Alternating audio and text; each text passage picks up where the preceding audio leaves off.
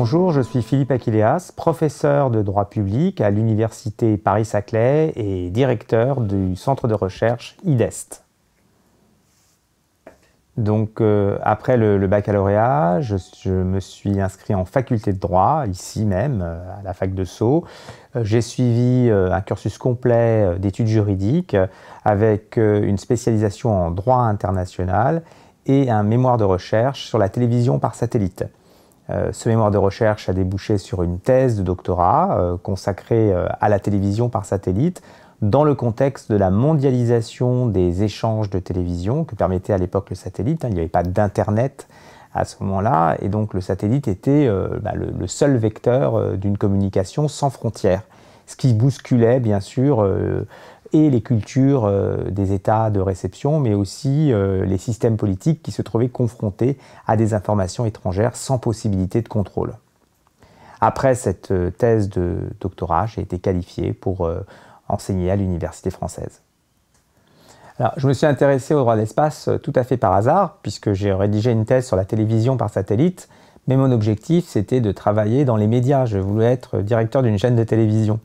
Donc le satellite n'était que le vecteur de ma recherche, sauf qu'à l'époque, il n'y avait pas d'experts en droit de l'espace en France, alors que la France était une puissance spatiale avec des entreprises renommées comme Arianespace, EADS à l'époque, et puis bien sûr l'agence spatiale française, le CNES.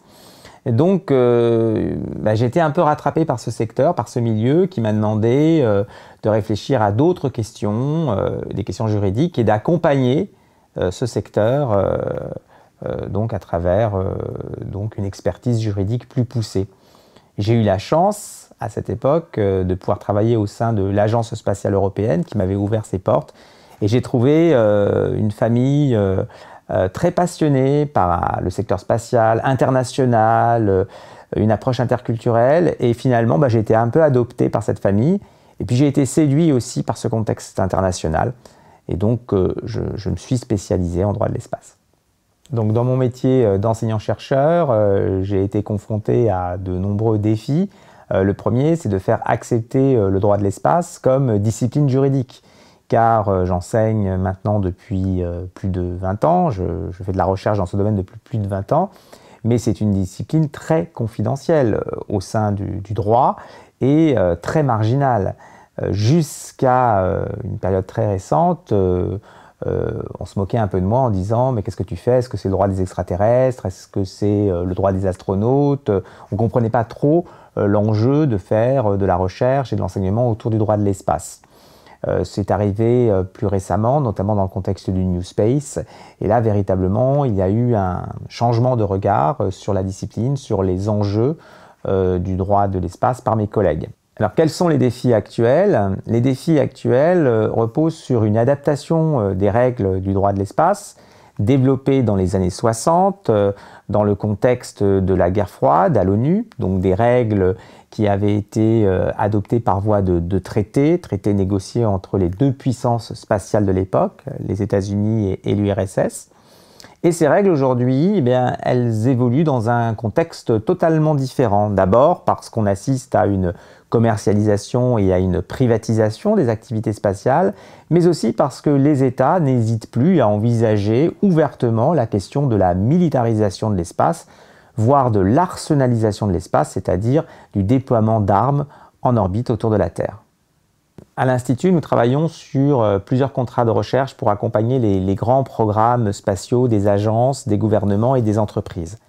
Je peux vous citer l'exemple du contrat qui concerne l'exploitation commerciale des ressources des corps célestes. Ce contrat fait suite à l'adoption par les États-Unis d'une loi nationale qui va autoriser les entreprises privées à exploiter les ressources des corps célestes malgré le principe de non-appropriation de l'espace qui est posé par les traités internationaux. Alors, les États s'interrogent sur la licéité d'une telle activité, mais ce qui rend les choses un peu plus compliquées, c'est que les États-Unis essayent de contrôler le débat international en imposant à leurs partenaires de signer les accords Artemis, qui vont confirmer la vision américaine du droit international de l'espace et soutenir la thèse selon laquelle il est possible d'exploiter commercialement les ressources des corps célestes. Alors, La France ne s'y oppose pas, les entreprises françaises sont plutôt favorables à une telle évolution. Il faut donc maintenant envisager le cadre réglementaire des futures activités commerciales sur la Lune et les autres corps célestes, mais aussi les contrats de recherche qui vont lier les agences et les entreprises privées.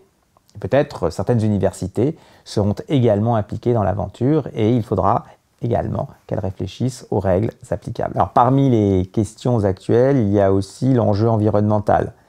Bien sûr, on pense aux débris spatiaux qui présentent des risques pour les missions en orbite, mais il ne faut pas oublier des questions un peu plus sensibles comme la pollution lumineuse ou radioélectrique. Il y a actuellement un conflit entre les astronomes et les opérateurs de satellites, puisque les uns accusent les autres de polluer visuellement l'espace.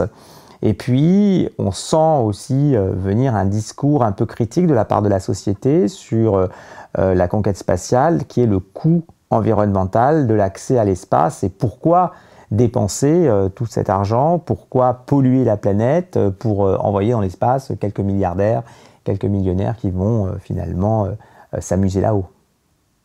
Donc, dans le cadre des cours, moi je vais m'intéresser aux défis juridiques liés à l'exploration et à l'exploitation de l'espace. Ils sont au nombre de 3 aujourd'hui. D'abord la privatisation des activités spatiales, ensuite l'occupation humaine de l'espace et enfin la militarisation de l'espace.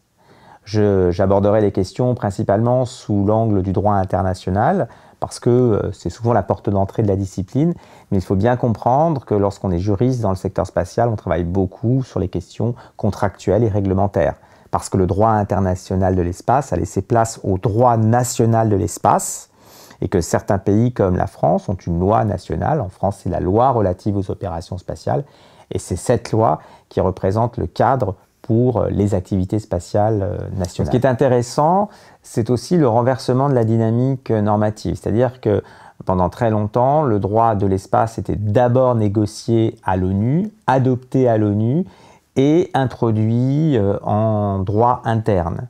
Aujourd'hui, on voit que les États se désolidarisent, qu'ils ont plutôt une approche unilatérale.